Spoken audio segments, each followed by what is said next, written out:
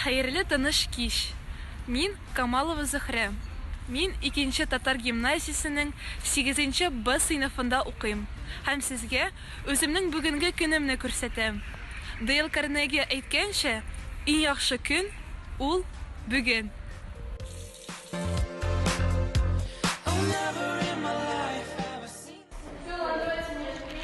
Сәлам сезгә. Сәлам. Мин бүген алгебра эшләнмәгән калган. Һәм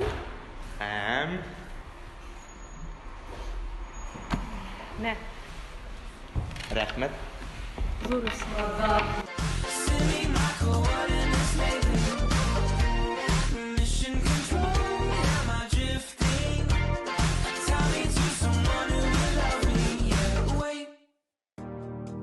I think I'll last a bit longer. Find another reason to breathe this.